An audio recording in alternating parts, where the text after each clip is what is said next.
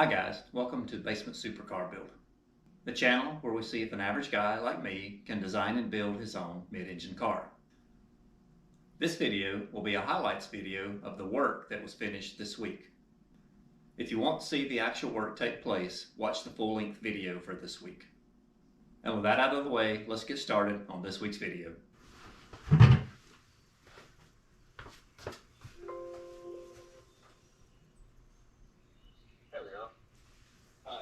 Do a GPS reset. You're going to sweep the pedal twice. So when I say so, you're just going to go down to the floor, back up, down to the floor, back up. About that speed. Okay. Ready? Yeah. Do it. Sweep the pedal.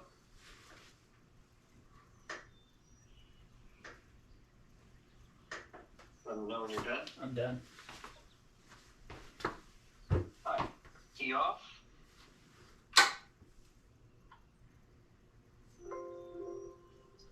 Key back on.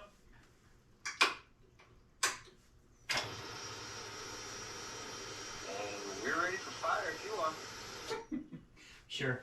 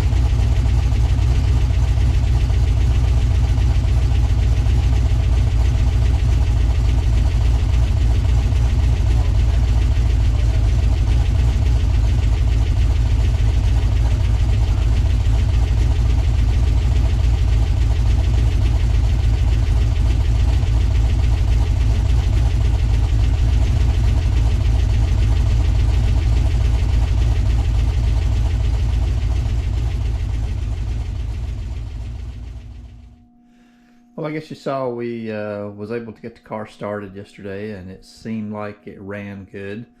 And after a few adjustments, a little bit of tuning, it sounded better. It idled good. It took throttle good. And I did have a couple of issues that I need to start working through so we can drive the car. I had two fluid leaks. I had forgot to tighten the fitting here for the power steering fluids. I had a leak here that I did tighten. I have some fluid I need to clean up down here. And there was another leak on the where it connects to the power steering pump here, and it's behind the alternator, and I couldn't reach it to tighten it, so I need to get that tight and clean up some fluids there in the floorboard, and probably need to add some more power steering fluid. And let's see what else. The alternator is not wired up yet, so I need to get the alternator wired. And another issue we had was it wasn't cooling correctly, and that could be one of two things or a combination of two.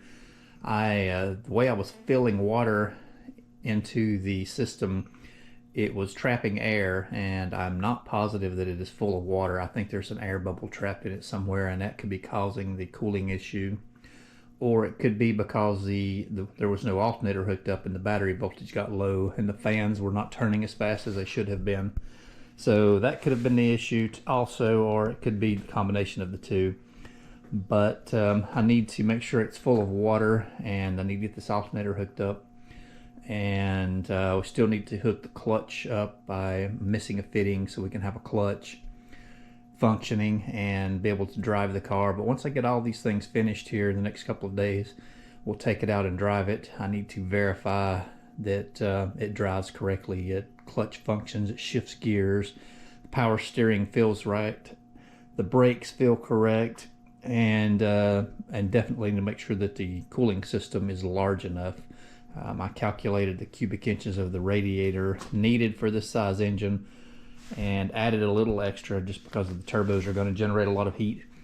But there's still a chance that these radiators are not large enough and won't cool the system. But until we test all that and verify it, we won't know for sure.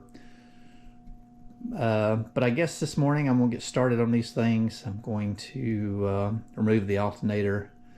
The alternator has a 2-pin plug on it, and I didn't know until just a day or two ago that a 2-pin plug alternator needs to be connected to the factory computer. It's factory computer controls how it charges and when it charges, and since I don't have that, I need an older style 4-pin connector on the voltage regulator, and the voltage regulator supposedly can be switched out on the alternator, so I have ordered a regulator, the old 4-pin style. I'll pull this alternator out, and that voltage regulator, the 4-pin one, will be here in a day or two, and we will install it and then put the alternator back in. But that brings you up to date. I'm going to try to get these things wrapped up here in the next couple of days and take the car out for a drive. But let's get started on these things.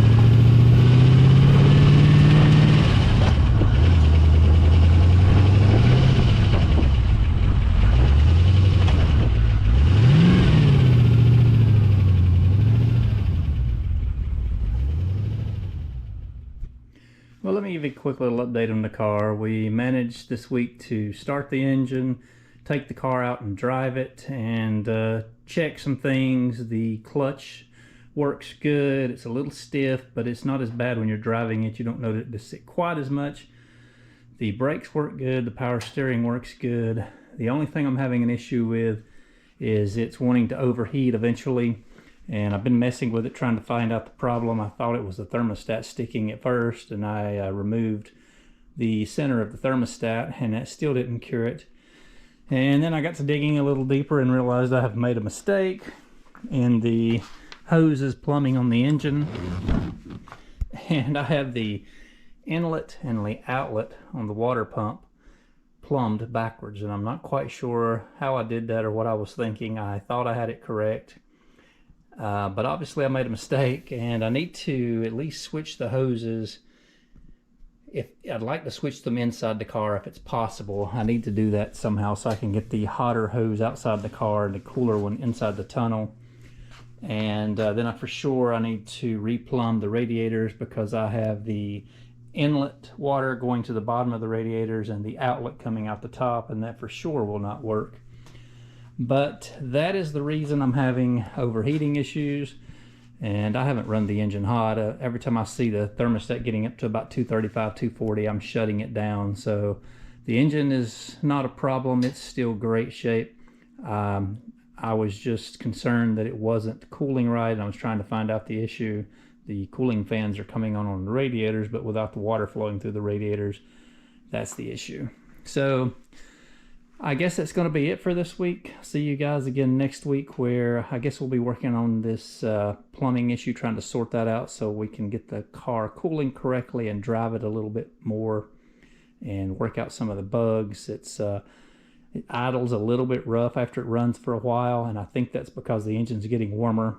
And once I get the temperature stabilized, then we can adjust the tune for that temperature range and make it run more comfortable.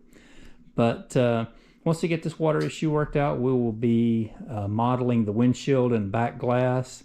And I've ordered a set of tail lights. The headlights haven't come in yet, but they should be here any day. And I need to get all of these things modeled in SolidWorks so I can hand off all the pieces to the guy that's helping me design the body.